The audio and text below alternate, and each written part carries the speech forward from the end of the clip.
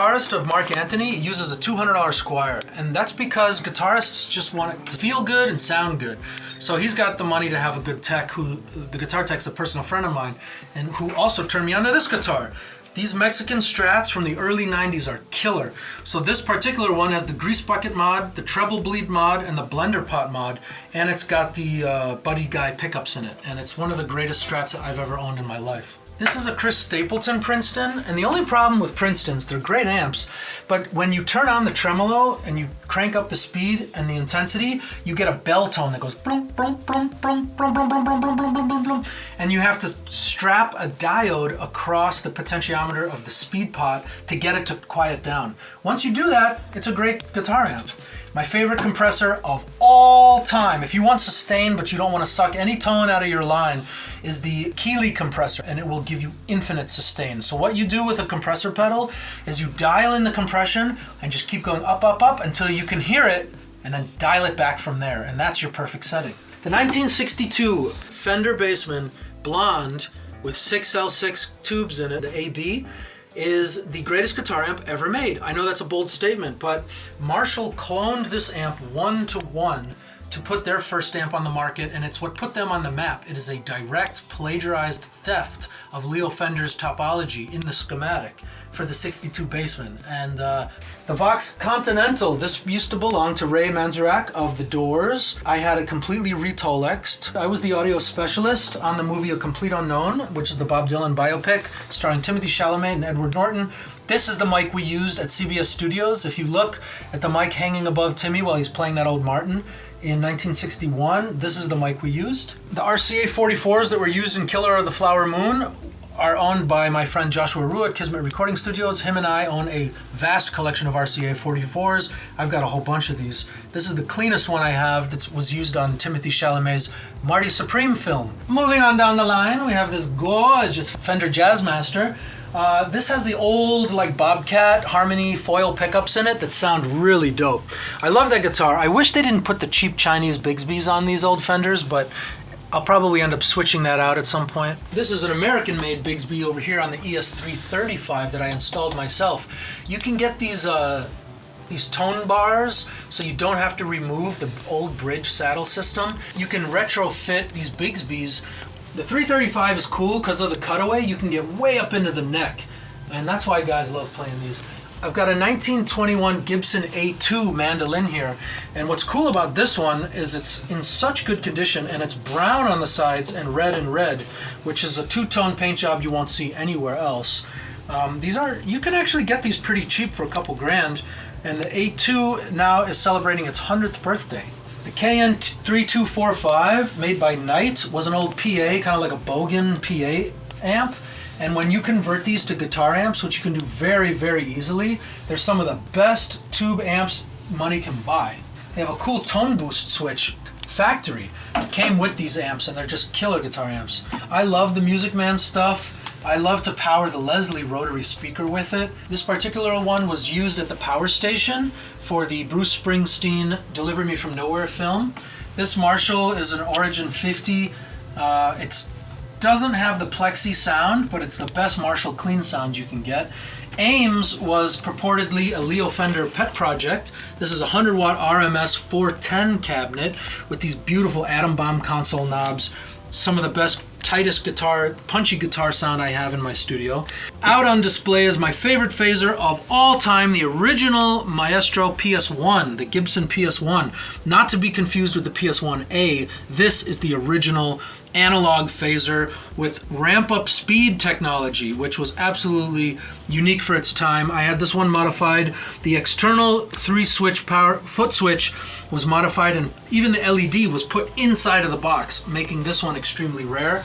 This was also used in Bruce Springsteen's Jeremy Allen White's Deliver Me From Nowhere film.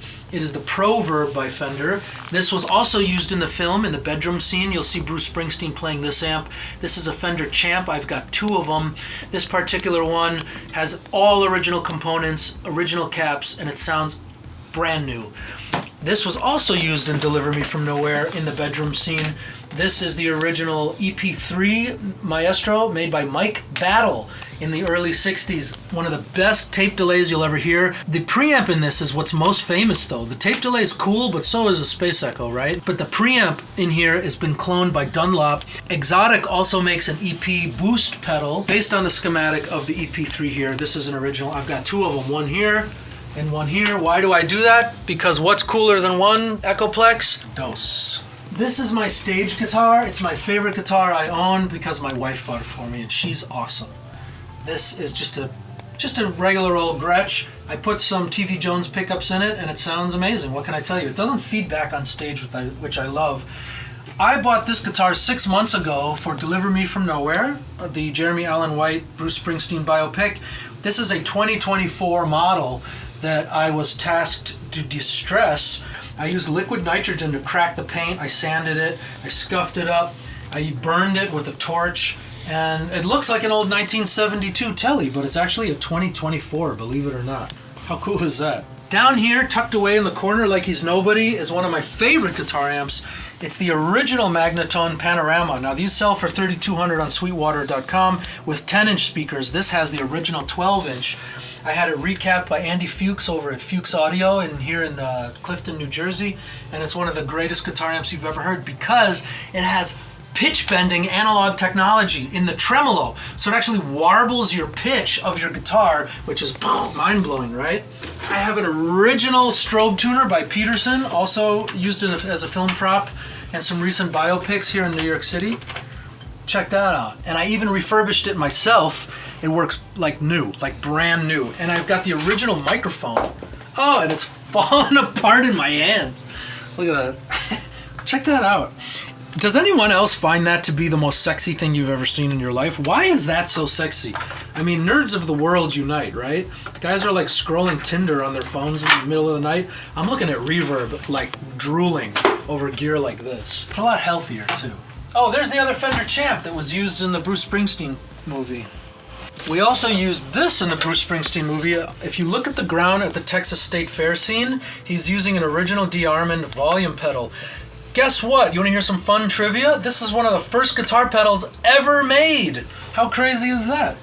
And it's from this particular pedal was made in May of 1968 because I looked up the serial, and it's in incredible condition, and I bought it for $60 on Reverb. How cool is that? Oh, okay, here we go. Where's my bachateros at? This is the Bachata. This is the king of Bachata pedals. It's an old freaking Ibanez PT3. And for some reason, like Aventura and these guys were using this pedal during the early like 2000s Bachata era. And now you listen to Romeo Santos and you think that his guitarist has some like beautiful guitar pedal? Nope, it's this. The Power Trio PT3 Bachateros. Okay, then we got a beautiful Telecaster copy that is just one of my favorite guitars of all time. I don't know what it is about this guitar, but it just plays itself. It is such a badass guitar.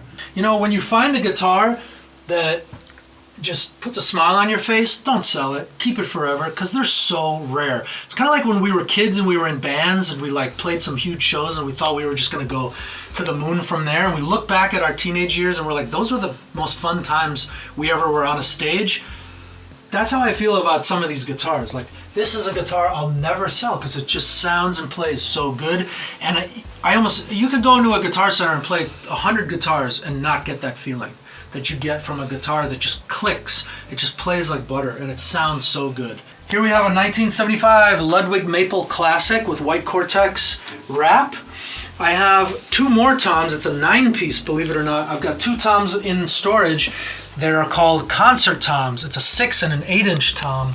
It goes all the way down to 18 inches on the floor, and I've got all Zildjian K and A custom. I got a couple AAXs. I've got a Paiste 18-inch riveted. Nice little jazz cymbal there, sounds killer. One of my favorite things in here is this little clap cymbal. They're called stacks, and it gives you like an electronic clap sound.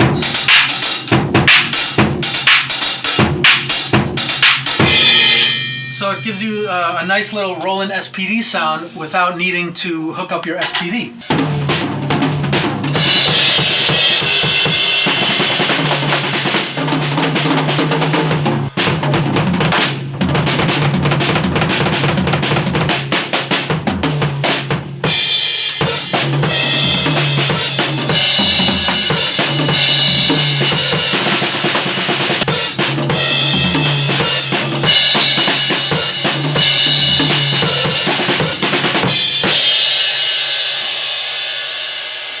So this is a Fuchs amp and cab. Andy Fuchs gave this to me as a gift because I did a little marketing and branding for him on his YouTube channel.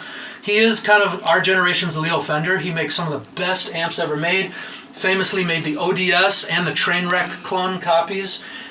This is his 410 bass cab, and it sounds absolutely killer. I can't get enough of it.